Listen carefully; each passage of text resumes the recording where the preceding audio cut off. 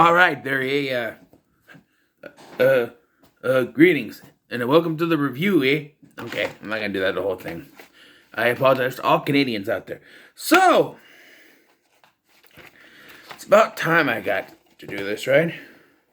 It's a long time coming for me. So a while ago, I decided to get a bunch of Rick Moranis movies off of the eBays, almost one of the ones that I have, and do a review series of those movies. Now, I'm not going to put everything into a playlist because I got too many damn playlists. I'm just going to review. I don't know, maybe I will put in a playlist. I don't know yet.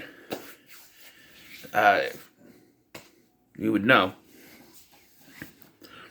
So, I'm going in order of release. I have a bunch of movies. I've already done Ghostbusters, Ghostbusters 2, The Little Giants, Honey, I Shrunk the Kids, and Spaceballs. So those ones won't be in this review series I'm doing, but there'll be a bunch of ones, some obscure, like this one. This is Strange Brew there, welcome to the review there, so the story is, like this, is like a few years ago when Walmart had a Blu-ray bin, they got it again, but like, they had a 7/8 Blu-ray bin. I saw this in the Blu-ray bin, and I went, nah, because it didn't look appealing to me. But now here I am, a few years later, viewing this thing on the YouTube, and, what did I just watch? So, I'm going to explain the plot to you, and I promise you everything I am saying happened in this movie. So, the plot revolves around Bob and Doug McKenzie, two brothers from Canada, who still live with their parents, even though they're in their 30s. And, so one day, they are like premiering a movie, and they get kicked out of their own movie, and they have no money, so they need to buy more beer, right? And, so they pretend that there is a mouse in a beer bottle. They say that they found a mouse in the beer bottle, even though the mouse is still alive. And they take it to the, what do you call that? Not a drugstore, but a liquor store. They took it to the liquor store, and they said, oh, you gotta take it to the brewing company. So they take it to the Elsinore Brewing Company. And this is where they get embroiled in a plot to, quote-unquote, take over the world using mind-controlling beer. The plot also involves knocking off the former owner of the Elsinore Beer Company, replacing him with his brother by virtue of him marrying his own sister-in-law. Don't know how that works. Why she agreed to it. I think it's implied they used the beer. Now that I think of it. And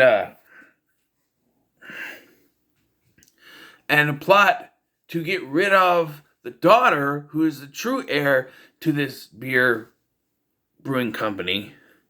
These two bumbling idiots are there for the whole thing, and they get framed for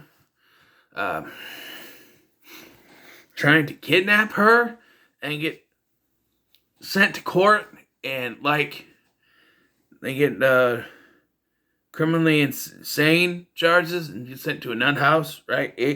And then Doug gets electrocuted with the. This movie's weird. I will say though that Rick Moranis and Dave Thomas, who are also the co-directors of this film, they do a great job. And I gotta give it up to Max von Sydow. He is the straight man in one of the goofiest movies I've ever seen. He plays every line straight. Like, he has to say some of the goofiest written lines, and he does it all straight. You got Paul Dooley, who was Wimpy in the Popeye movie there.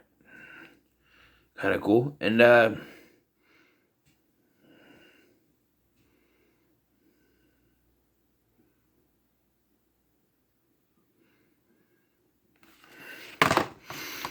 I really don't know what else to say here.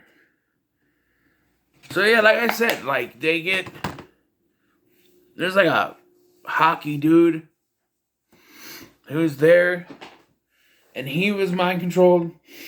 He breaks free of the mind control, and he helps them. And like, there's a scene where like they have to split up, right? And so Bob goes one way with the lady, and Doug goes the other way with the Canadian the hockey guy, and they play it real sad, right? Because they first time they ever been apart, never been apart before, right? And yeah, and so then this is getting to the climax of the movie. There's a lot of stuff like getting sent to prison or put in this nut house and electrocuting each other or whatever. Like Doug's getting electrocuted, and they put around Bob's head before he can't electrocute it. You can't get him electrocuted before someone comes in, right? But let's see what happened. Their hair's all messed up through the entire movie too. They have this dog.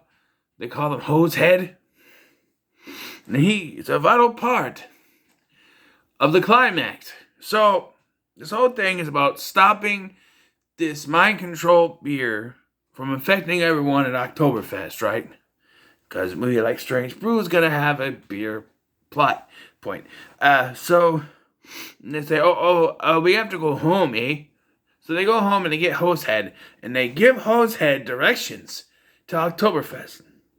And they tell him, you get there, you get free beer and sausages. And he flies, I'm not kidding, flies to a generic version of the rip-off version of the Superman theme.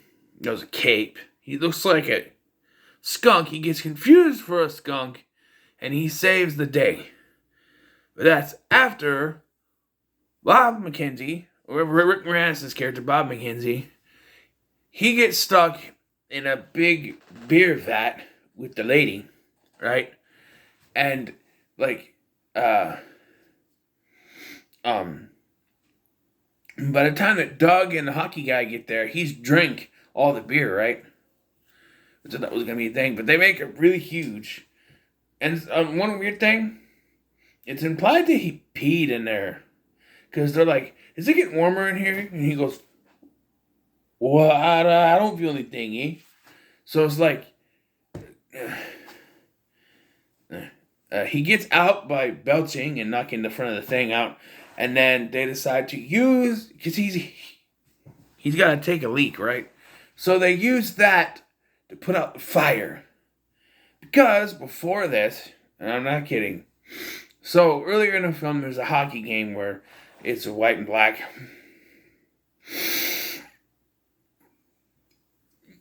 And so Doug leaves the people in black to attack Paul Dooley, who's trying to send the beer out, which he already has. And then the guys in the white attack Smith, or Max von Sydow. And I kid you not, he is electrocuted. At first I thought it was the wall, but I didn't really know until it's revealed that it's actually the spirit of the lady's father, the late Mr. Elsinore.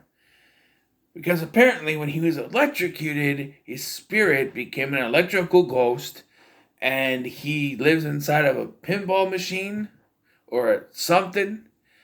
I don't know, it's really confusing. But he tells them, it pops up and it says like, go to Oktoberfest now. Nice effects, eh? And, yeah, so they save the day, right? And then at the end, like, oh well, we could take all the beer, we could take it back to to the place, doesn't last long, and so they do that, and then the movie ends, and then it ends with them back at their little desk or whatever, and they're reading after credits and stuff. It's kind of funny. I enjoyed this film, but at the same time, a movie where like every 5 minutes I'm going, the hell am I watching? It's a weird movie. I gotta say though, I did enjoy it. This is based off of a TV skit, by the way, SCTV. Bob and Doug McKenzie. I first actually heard about these because of their 12 Days of Christmas. On the first day of Christmas, my true love gave to me beer. I gotta get something else in there, eh? Oh yeah, hoser. Yeah, as a start to my Rick Moranis film series, it's a weird one, but you know what? Why not? So yeah, I'm rating again, aren't I? Let's see. I'll give it a 6. I'll give it a 6. It's nothing spectacular, but it's funny. I enjoyed myself, so it gets a 6. What are your thoughts on Strange Brew? Leave me in the comments below. Make sure to like, share, and subscribe, eh, hoser?